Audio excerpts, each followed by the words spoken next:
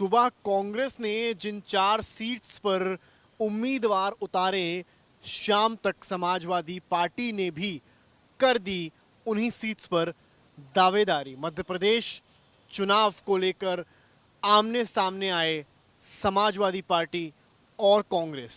नमस्कार, मैं हूं समर्थ श्रीवास्तव और आप देख रहे हैं चुनाव आज तक।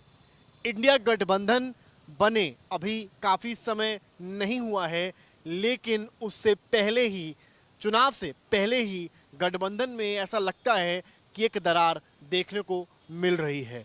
हाल ही में इलेक्शन कमीशन ने राज्य के चुनावों की तारीखों का ऐलान किया और उसी के साथ जो राजनीतिक दल हैं उन्होंने अपने अपने उम्मीदवार अपने अपने जहां पर उनकी जीतने की प्रतिशत ज़्यादा है उसके हिसाब से उतार दिए। कांग्रेस ने भी मध्य प्रदेश चुनाव को लेकर ठीक यही किया। कल कांग्रेस ने कुल लगभग 144 सीट्स पर अपने प्रत्याशी उतार दिए।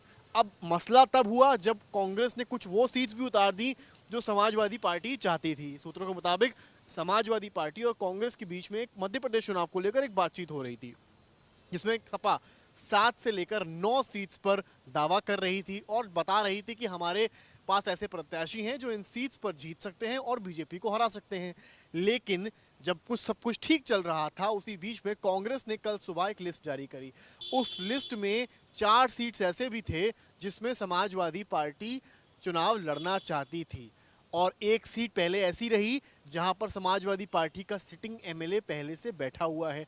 अब समाजवादी पार्टी को इस पूरे मामलात पर सबसे बड़ी दिक्कत यह है कि भाई आपने जहां हमारा सिटिंग एमएलए था वहां पर अपना प्रत्याशी क्या सोचकर घोषित कर दिया, जब आप बात साथ में चुनाव लड़ने की कर रहे हैं। फिर क्या था, कल दोपहर में पार्टी ऑफिस में शिवपाल सिंह यादव और अखिलेश यादव समेत जो मध्य प्रदेश सपा के पदाधिकारी हैं उनके साथ एक बैठक हुई। अब उनके साथ जो बैठक हुई उसमें तमाम निर्णय लिए गए और शाम होते होते कांग्रेस की सुबह की जारी की गई लिस्ट के जवाब में समाजवादी पार्टी ने कुल 9 प्रत्याशी उतार दिए।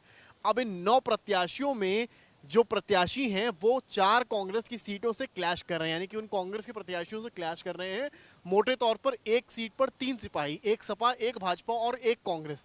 यूं तो ये सुनने में ठीक लगता है, लेकिन जब बात गठबंधन की हो, सीट शेयरिंग को लेकर कोई मसला नहीं है, इस तरह की बातें सामने आ रही हो और एक बिगर पिक्चर गठबंधन देख रहा हो, ऐसे में शायद इसका फायदा किसी को अगर मिलता है तो बीजेपी को मिलता है। यानी कि सपा और कांग्रेस एक सीट पर compete करते नजर आएंगे। उसमें कुछ सीटें जिसमें कांग्रेस मजबूत होगी वहां वो भी होंगी, तो कुछ सीटें ऐसी होंगी जहां पर समाजवादी पार्टी के सिटिंग एमएलए है या फिर समाजवादी पार्टी दावा करती है कि वो वहां से मजबूत है।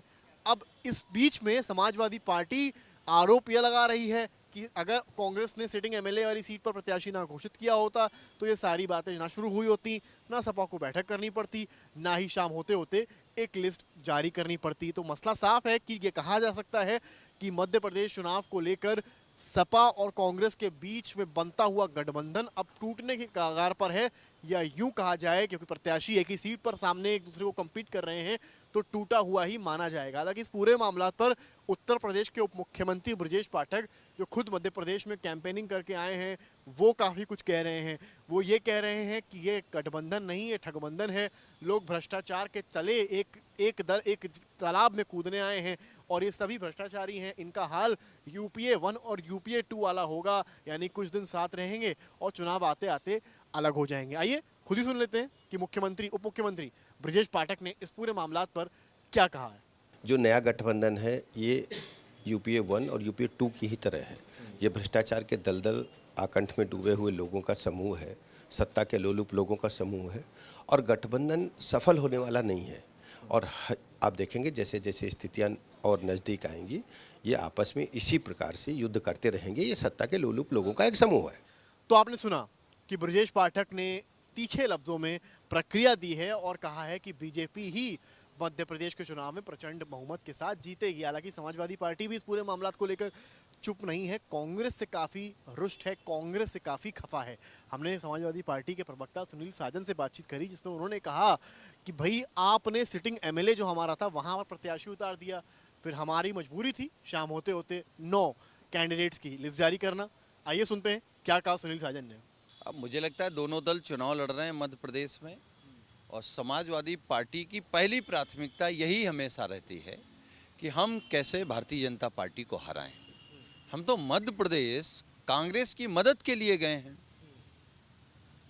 अब कांग्रेस ने बिजावर विधानसभा जो समाजवादी पार्टी जीती थी, जो हमारी सिटिंग सीट है, उस पर अगर कांग्रेस प्रत्याशी घोषित कर देती है तो फिर इसका मतलब कांग्रेस का मन छोटा है। कांग्रेस का मन हमारे नेता के मन जैसा नहीं है। तो आपने सुना कि सुनील साजन ने इस पूरे मामलात पर क्या प्रक्रिया दी। हालांकि कांग्रेस भी इस पूरे मामले को लेकर चुप नहीं है, कांग्रेस भी सख्त लफ्ज़ों से आगे बढ़ रही है। कांग्रेस को कहना है कि गठबंधन अभी भी चल रहा है और कोई चीज़ें नहीं है, दोनों पार्टियों को बराबर से सेक्रीफाइस करना पड़ेगा, फिर चाहे एमपी हो चाहे यूपी हो। आइए सुनते हैं कांग्रेस नेता ने इस पूरे मामले पर क्या कहा। हमें सब चीज़ें देखनी पड़ती हैं। जाति समीकरण हमारा सही रहे, अगर एक सीट में कोई अच्छा कैंडिडेट है पर उसके बाद हमारा जाति समीकरण सही ना बने, हमें न्याय करना है। हमारा लक्ष्य है सामाजिक न्याय, उसको देखते हुए हमें सीटें तय करनी है। हम एक एक सीट से नहीं जाते, हम पूरे ज़िले को देखते हैं। बदलाव की कोई गुंजाइश है? तो आपने सुना कि कांग्रेस नेता ने क्या कहा है। अब मामला ये है कि ये तो चलिए मध्य प्रदेश चुनाव की बात हो गई, मान लेते हैं कि कुछ कई चीज़ें ऐसी हैं जहां पर दोनों ही दलों के बीच में बात नहीं बनी होगी, लेकिन असली मसला तो तब आएगा जब उत्तर प्रदेश की लोकसभा सीटों की बात होगी। 80 लोकसभा सीट्स हैं, जिसमें सूत्रों के मुताबिक अखिलेश ये चाहते हैं कि कांग्रेस 20 या 30 सीट्स में काम चलाए और पहले ये बताए कि वो किन दावेदारों को खड़ा कर रहे हैं और उनके जीतने के क्या चांसेस हैं, क्योंकि समाजवादी पार्टी को लगता है कि अधिकतर सीट्स पर सपा अपना कैंडिडेट लड़ाएगी और जीत सुनिश्चित करेगी। हालांकि कई ऐसे जो सीट्स हैं जो यादव लैंड के हमेशा से रहे हैं, चाहे फिरोजाबाद हो चाहे कन्नौज हो, जहाँ पर भले हाल फिलहाल में बीजेपी ने हरा दिया हो, लेकिन अखिलेश को लगता है कि इस बार बीजेपी को टक्कर दी जाएगी और जो सीटें सपा की रही हैं, आजमगढ़ कन्नौज समेत तमाम जहां पर सपा ने अपना वर्चस्व खोया, उसको वापस हासिल कर पाएंगे। तो ऐसे में असली जो जंग होगी, असली रार होगी, वो उसका लिटमस टेस्ट कहीं ना कहीं जो आपने एमपी में देखा है वो अब यूपी में देखने को मिलेगा। और क्योंकि सपा ने पहले ही कहा है कि नवरात्र में वीआईपी सीट्स के नाम घोषित करेंगे, तो कहीं ना कहीं समाजवादी पार्टी यहाँ पर भी प्रेशर पॉलिटिक्स करना चाहती है, जानना चाहती है, बताना चाहती है कांग्रेस को कि उत्तर प्रदेश में तो चीज़ें हमारे हाथ में हैं और हम तय करेंगे कि आप कितनी सीट्स पर लड़ेंगे और कहाँ कहाँ से लड़ेंगे। फिलहाल मोटे तौर पर कहा जाए तो बीजेपी के लिए ये प्लस है और गठबंधन, इंडिया गठबंधन के लिए माइनस है, क्योंकि उत्तर प्रदेश एक बड़ा राज्य है, 80 लोकसभा सीटें दे देता है। तो अगर यही एमपी की तकरार यूपी की सीट शेयरिंग में आई तो शायद इसका नुकसान इंडिया गठबंधन को देखने को मिल सकता है। कैमरामैन नीरज कुमार के साथ समर्थ श्रीवास्तव, लखनऊ, चुनाव आज तक।